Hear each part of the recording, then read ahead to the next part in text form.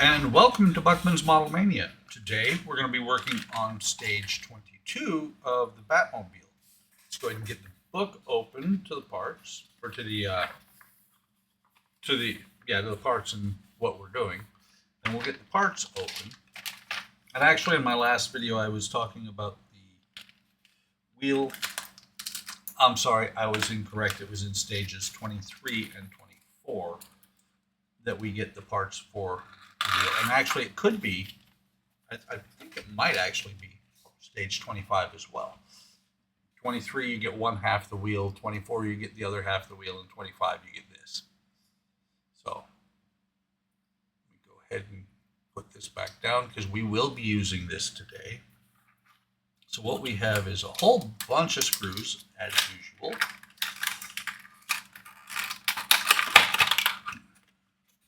Got a bunch of screws. Oops, just dropped something from a model over on the other bench.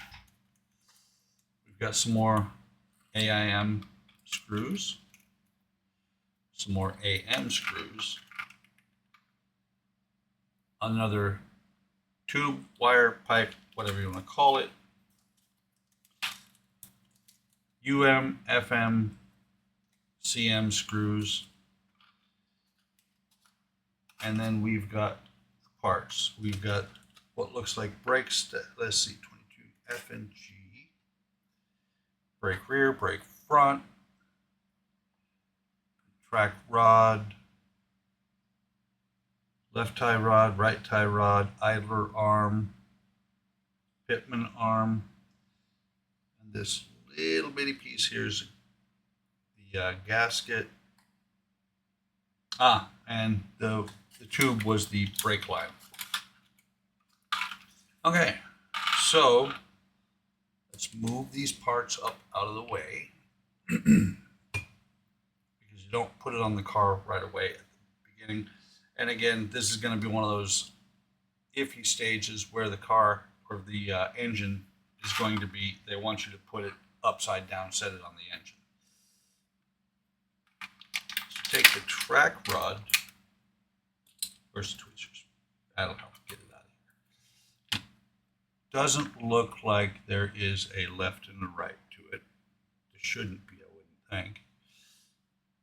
So we're going to take the track rod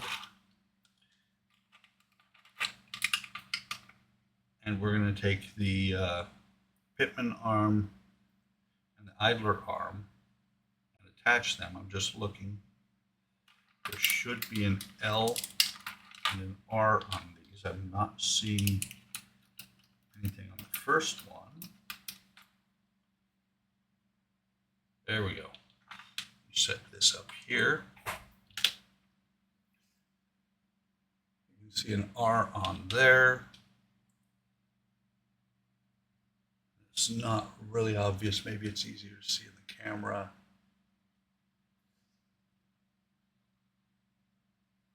I don't see anything on there. It looks like there's almost supposed to be an L on there, but there's not.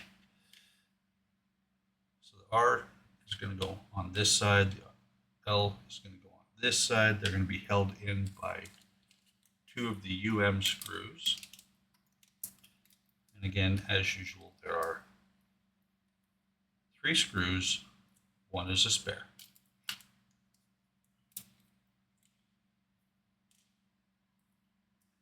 We're going to go ahead and put the left one on first. And I'll show you these are flange screws. I'm going to go ahead and tighten this one all the way down, and then I'll show you the other screw.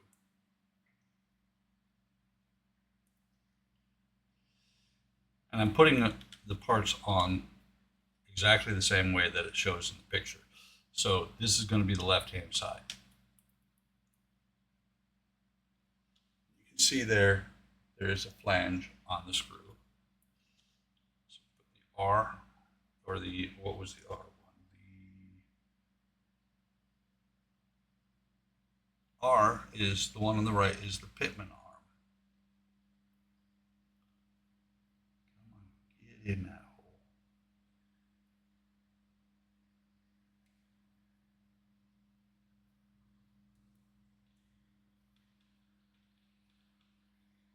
this all the way down. And when these are completely tightened down, they do let the parts move freely. I think the right one might. Nope, that's as tight as it's going to get. And we're going to get out 2 AM screws, 2 of the 3. So again, 1 spare.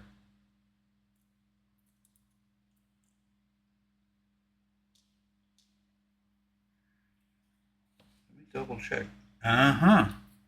There is a misprint. So if you're following along and using my instructions for any kind of, if you're following what I'm doing,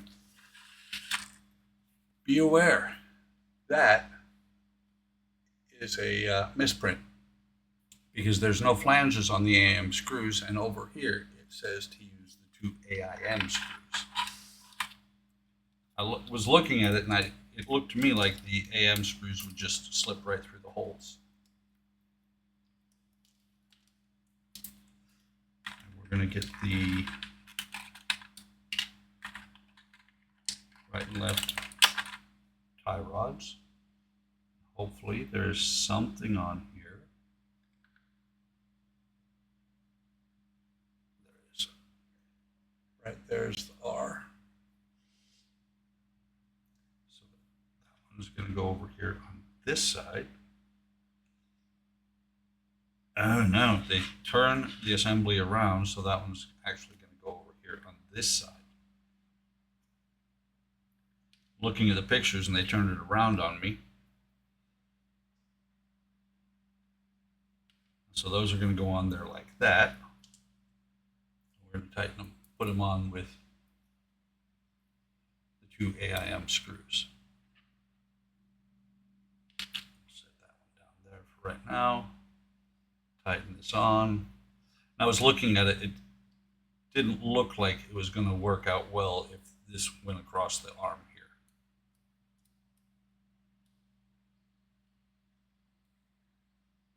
Let's tighten that one all the way down, double check. There's the R there. Where was it? And there is the R there. Important to make sure you have your left and rights correct, otherwise things will not work well later on. Plug this one back into the hole here. Put the screw in, tighten it all the way down. And you can see that these actually move pretty freely. Very odd. The one on the right moves freely, the one on the left is a little bit stiff. And I think that has to do with the thickness of the paint. Wiping off the excess oil. So now we're going to turn the page and see what the next thing that comes up is. This is where they want you to turn the car over.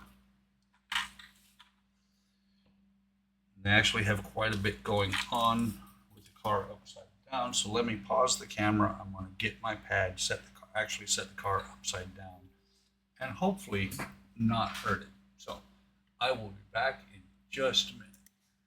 Okay, so I've got the pad underneath, and now we're going to turn it over and very gently set it upside down on here. Make sure which is right. Just looking at this as to which way it goes on here, because everything is upside down right now. So this would be the right hand side of the car.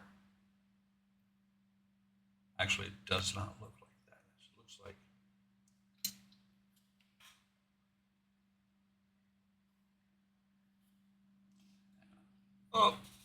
okay.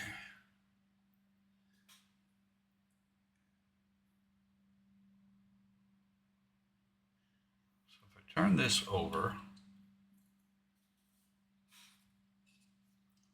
this is the right hand side.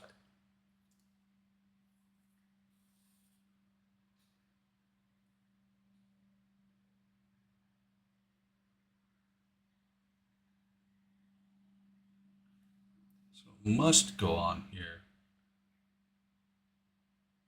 like that. I'm sitting here looking at this, trying to figure it out. Okay, that's what's kind of messing with my head a little bit. Let's move these in. This side has a spot where it attaches. This side does not as yet. And so we're going to put the 2 AIM screws in here, and then a CM screw is going to go in here. So I'm going to get all those screws out at one time. Put the CM screw there, the last of the CM screws. Get the 2 AIMs out. Put the spare away. Come on.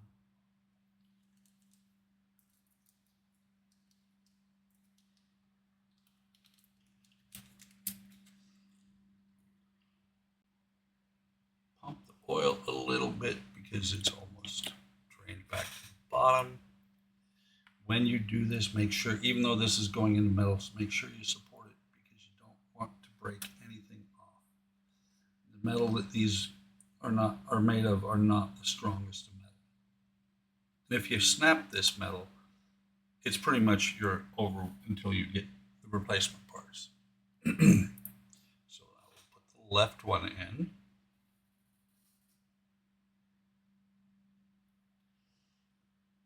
And you should be able to see that this is actually going to tie everything together for the steering. You can see there, it actually turns it. Now let me put this one back in place. We'll put the CM screw in there to hold that in place. And this should be where the steering wheel comes down and connects in. This will probably be one of those ones that you turn it from the bottom, never from the top. And the one of the last ones I did, the Route Master, the steering never worked well for me. So there, you can see how that turns back and forth. Okay, so let's check. We can flip this back over.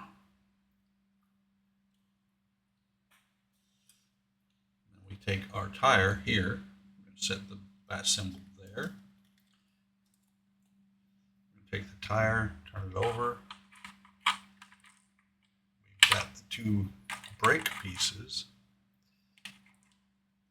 and what they call the gasket. I believe that's actually going to come into play when we attach the tire itself.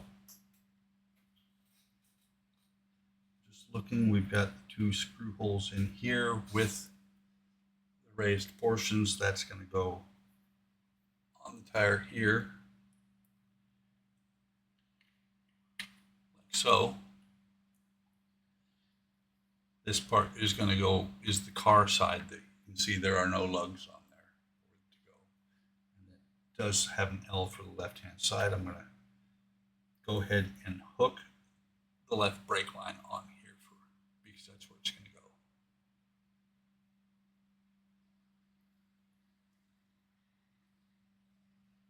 It says to use a pair of tweezers, but I find that my tweezers just collapse the line and then it won't go on to anything. So there's the brake line. Set that off to the side. Get the 2 AM screws and attach the brake housing to the tire or to the wheel. And something you can get to note here is if you look, this is very old technology. This is 66 technology, mid-60s technology, because it is not disc brakes in the front. They're drum brakes in the front. Drum brakes work, but not near as well as disc brakes. So tighten this all the way down.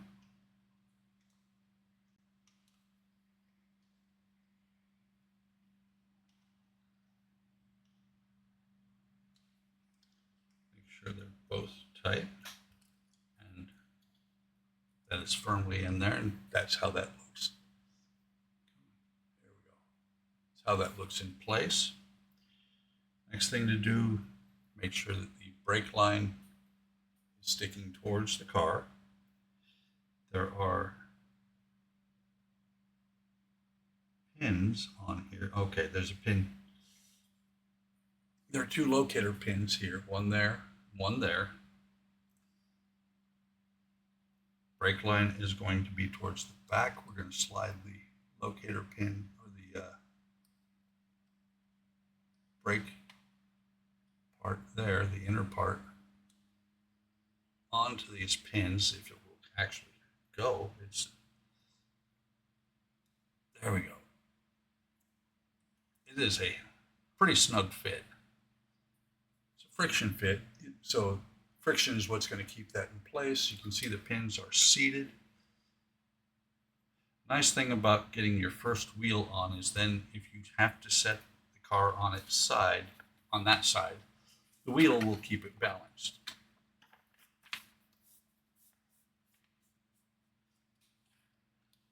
So we're going to take one of the FM screws. There are two. One is a spare.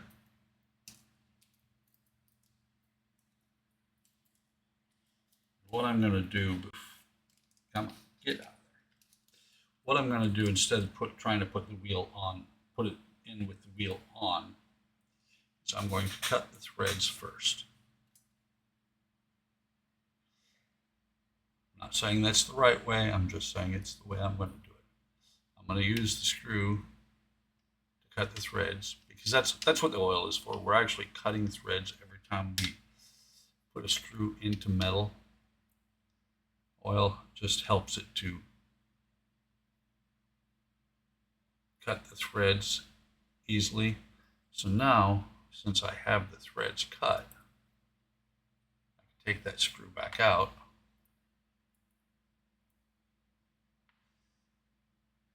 And I'll set the tire on there, or the wheel actually. And instead of trying to set the what they call a gasket, it's actually a washer. Instead of trying to set that in there, what I'm going to do is I'm going to put it on the screw, and then I'm going to put both of them down, put the screw down in there, and what that washer is for is to keep you from binding the tire. So the tire can now spin, and then you set this in place. This is not solidly in there. It will fall out. It says to push it in, but it does not lock into anything. So I will probably do something later on because it falls out pretty easily. So that is all there is to do in this stage. I'm going to put, like I said, I'm going to put this aside. I don't like the fact that it falls out so easily. I don't want to lose the part. So that, my friends, let me double check. Let me answer this text real quick from my wife.